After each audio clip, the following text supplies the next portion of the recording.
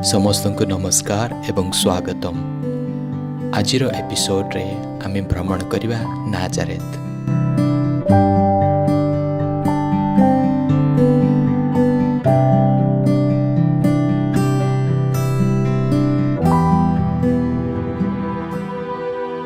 ନାଜାରେଥ ହେଉଛି ସେହି ସହର ଯେଉଁଠି ଅଧିବାସ କରୁଥିଲେ ଯୀଶୁଙ୍କର ମାତା ମାରିଆ ଏବଂ ପିତା ଯୋସେଫ। ଏହା ଇସ୍ରାଏଲ ଦେଶର ଉତ୍ତର ଭାଗରେ ଅବସ୍ଥିତ। ଯୀଶୁ ତାହାଙ୍କର ବାଲ୍ୟକାଳ ଏହି ସୁନ୍ଦର ପାର୍ବତ୍ୟ ଅଞ୍ଚଳରେ ଅତିବାହିତ କରି ବଢ଼ି ଆସିଥିଲେ। ଆଜି ଏଠି ଅଧିକାଂଶ ମୁସଲମାନ ଏବଂ ଅଳ୍ପ ସଂଖ୍ୟକ ଖ୍ରୀଷ୍ଟ ଧର୍ମର ଲୋକେ ବସବାସ କରନ୍ତି।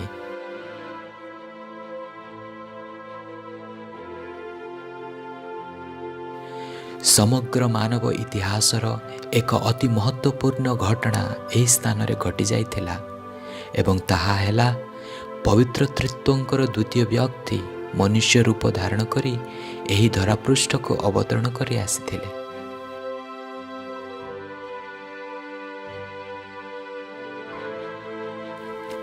ମାନବ ଇତିହାସର ଏକ ନୂତନ ଏବଂ ଅତି ମହତ୍ତ୍ୱପୂର୍ଣ୍ଣ ପୃଷ୍ଠାର ପ୍ରାରମ୍ଭ ଏହି ସ୍ଥାନରେ ହୋଇଥିଲା। ସ୍ୱର୍ଗୀୟ ଦୂତ ଗାବ୍ରିଏଲ କୁମାରୀ ମାରିଆଙ୍କୁ ଯୀଶୁଙ୍କର ଦେହଧାରଣର ଦିବ୍ୟ ସନ୍ଦେଶ ପ୍ରଦାନ କରିଥିଲେ ଏହି ସ୍ଥାନରେ ଏବଂ ମସିହ ମାନବ ଇତିହାସରେ ପ୍ରବେଶ କରିଥିଲେ।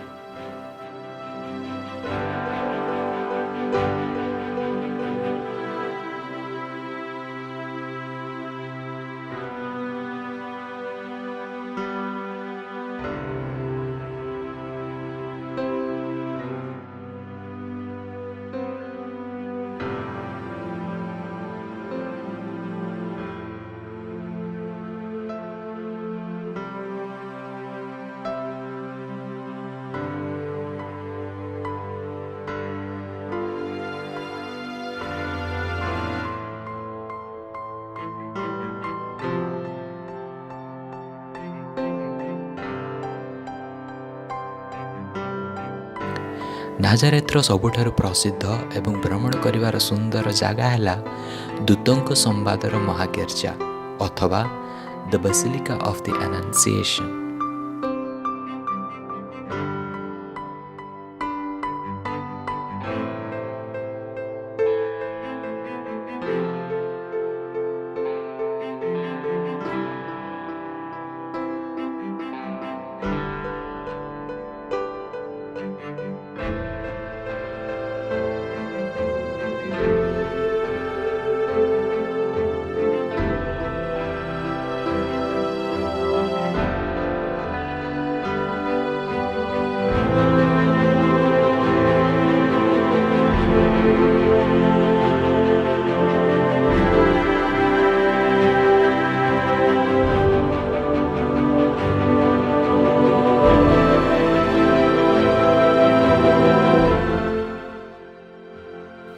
ଏହି ଗିର୍ଜାର ପ୍ରବେଶ ଦ୍ୱାର ଉପରେ ସେହି ମହାନ ଦିବ୍ୟ ରହସ୍ୟ ଏହିପରି ଭାବରେ ଲିଖିତ ଅଛି।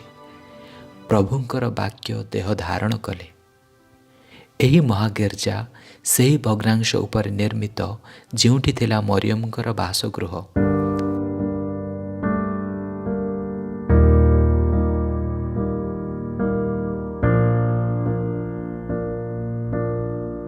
ଆଜି ମଧ୍ୟ ସେହି ପ୍ରକୃତ ଗୁମ୍ଫା ଗିର୍ଜାର କେନ୍ଦ୍ରରେ ଅବସ୍ଥିତ, ଯାହାକୁ ଅନେକ ତୀର୍ଥଯାତ୍ରୀ ଦର୍ଶନ କରିବାକୁ ଆସନ୍ତି।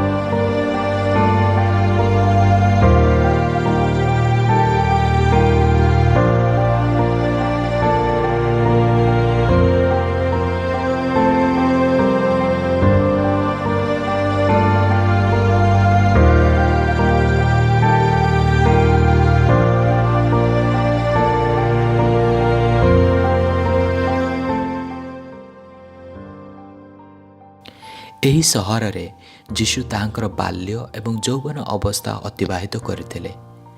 ନିଶ୍ଚିତ ଭାବରେ ସେ ଏହି ନଗରର ପ୍ରତ୍ୟେକ ଗଳିକନ୍ଦିରେ ଖେଳି ବୁଲିଥିବେ। ତାହାଙ୍କୁ 33 ବର୍ଷ ବୟସ ହେବା ପର୍ଯ୍ୟନ୍ତ ସେ ଏହି ସହରରେ ନିଜର ଜୀବନର ପ୍ରତ୍ୟେକ ମୁହୂର୍ତ୍ତ ବିତାଇଥିଲେ।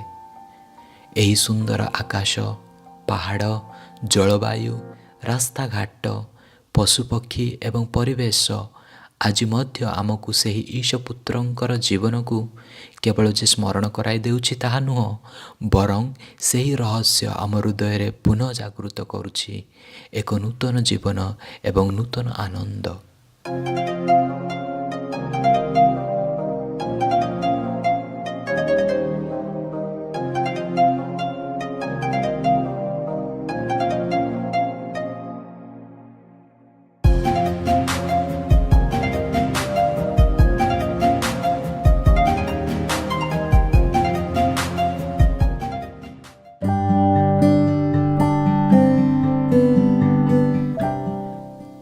ଏବଂ ଏହି ପରିପ୍ରେକ୍ଷୀରେ ଆମ ହୃଦୟକୁ ପୁଣି ଥରେ ଭାସି ଆସୁଅଛି ତ୍ରିସନ୍ଧ୍ୟା ବନ୍ଦନାର ସେହି ବାକ୍ୟ, ଯାହା କୁହେ, ଦେବବାଣୀ ଦେହ ପରିଗ୍ରହ କଲେ ଏବଂ ସେ ଆମ୍ଭମାନଙ୍କଠାରେ ବାସ କଲେ।